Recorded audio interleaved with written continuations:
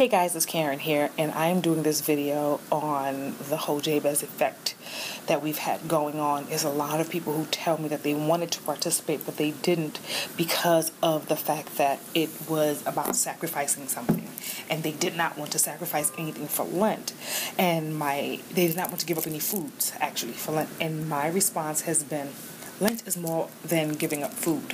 Lent is more than giving up cussing. It's more than giving up sugar and soda and eating vegetables and not eating any meat. Lent is a whole lot more than that. It's a mindset. It is a heart set, and it's something that you have to take seriously for yourself. You may decide, I don't want to give up meat. I don't want to give up alcohol. That's between you and God. But what I will not do is I will not spend frivolously. I will not judge individuals. I will not watch reality television. I will not watch Shonda. This is what I gave up to. I will not watch Shonda Thursdays on NBC. It's a lifestyle change. It's a mindset change. It's creating new habits in our lives. So, though you may choose not to give up food, you also have to think of whatever it is you choose to sacrifice, what's the long-term effect of it? Last year, I gave up judgment. And I'll tell you this, by the 40th day, there was a problem. I knew that I was better than how I was when I started. But goodness gracious, I felt like I wanted to judge everybody by the 39th day. I was like, wait till this is over. I got so much to post on Facebook. I did none of it. Because I became more cognizant of my attitudes, my words, and my actions, and how I judge things and people. I became more aware of what I was doing and how it can be hurtful, how it can be perceived by others. So judgment was a good thing to give up. Going forward, I am still that way. No, I'm not judgment free. I'm a work in progress. Pray for me. I'm not judgment free, but I am very much aware of what I'm doing, how I'm saying it, and unless I'm like angry, right? Smoke coming out of my ears. Now, this year it was my ego. I'm an only child. I'm a woman. I'm smart. I'm a lot of things. And sometimes you feel the need to prove that to people. And half of the time it's our ego. So I've been checking my ego. Whew, we're at day, 11? Pray for me. So those are the things that I've really been struggling with. I'm also a big Scandal fan. I give up Shonda Thursdays because I was consumed by it all. What does that mean? That means that I am not on social media on Thursday night. I am not on social media on Friday morning. I am watching YouTube. I'm live streaming past sermons from pastors that I really receive blessings and they're really pouring to me. I am building the worship segment of our Jabez fast. Those of you who are participating in the fast, you get an email, which is a YouTube link of like different videos of music for worship, because I have placed myself in that mindset that this is what I'm doing. I need to be more versed in it.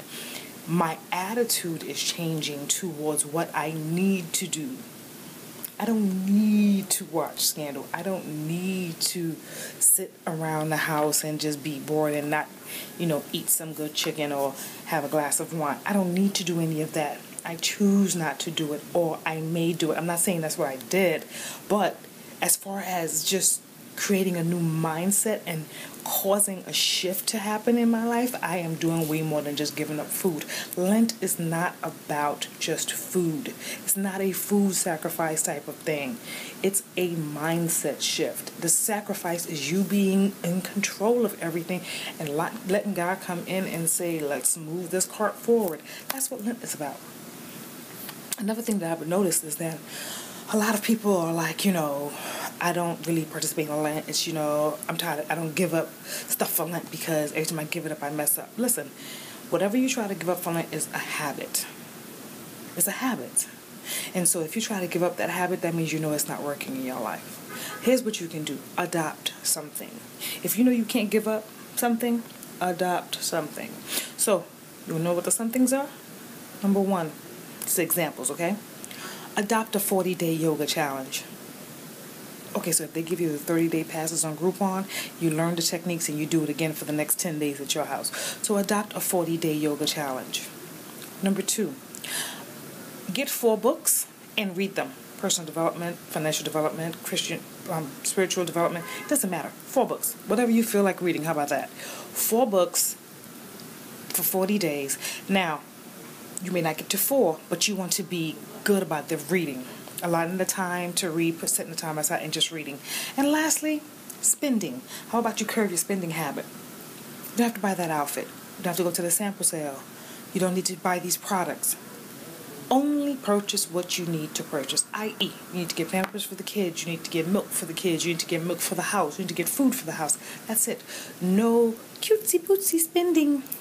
None of that. Simply because you want to fast on frivolous spending.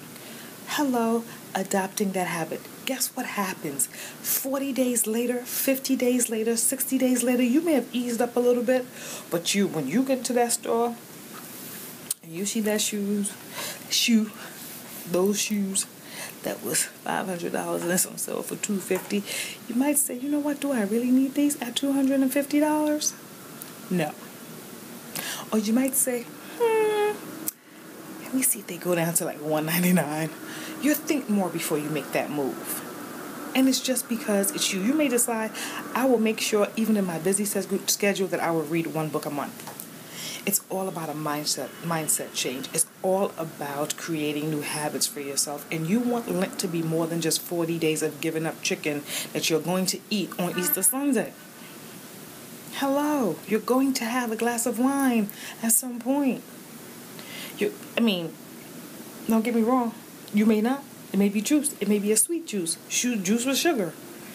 We don't know. But whatever you're giving up, and it's just for the 40 days, is it just because you're supposed to? Because you know that's what culturally this is what we were taught to do at Lent. We don't want that. We want to try and create mindset shifts. So, daily, there's a Bible verse to read.